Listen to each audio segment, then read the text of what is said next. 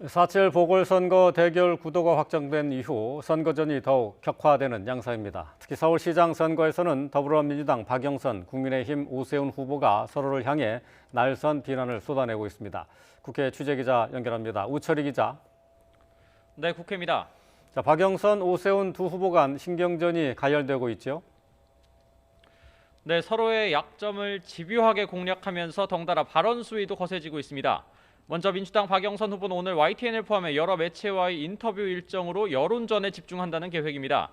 아침 라디오에 나왔는데 야권 단일 후보로 확정된 국민의힘 오세훈 후보의 내곡동 땅 셀프 보상 의혹을 거듭 문제 삼았습니다. 오세훈 후보를 향해 LH 사태의 원조격이라면서 내곡동 주변 주민들로부터 관련 제보도 당에 들어오고 있다고 공세를 폈습니다. 또 4대강 사업 등 이명박 정권의 실책에 적극 찬성하는 등 이른바 MB 황태자로 불렸다면서 내곡동 땅 의혹과 이명박 전 대통령의 BBK 의혹이 굉장히 흡사하다고도 지적했습니다.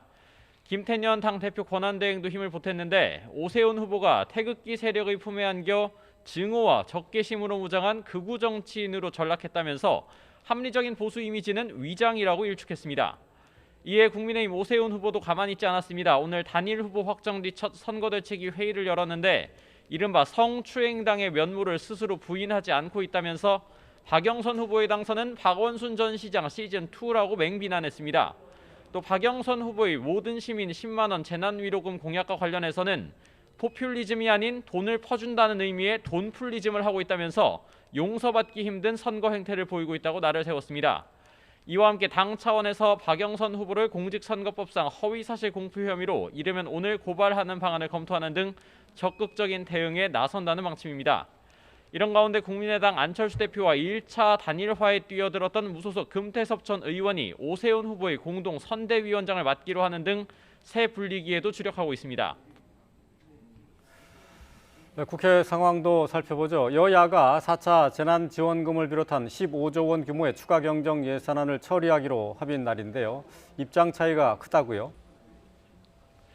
네, 오늘 본회의 처리 여부도 돌아가는 상황을 좀 지켜봐야 할 것 같습니다. 여야는 4차 재난지원금 지급을 포함한 15조 원 규모의 추경을 오늘 처리하기로 했었는데 아직 합의에 이르지 못했기 때문입니다. 일단 예산 심사를 도맡는 국회 예산결산특위 여야 간사가 조금 전에 만나서 최종 담판에 들어갔습니다. 핵심은 나랏빛, 그러니까 국채 발행 규모와 2조 1천억 원에 이르는 일자리 예산 삭감 여부입니다.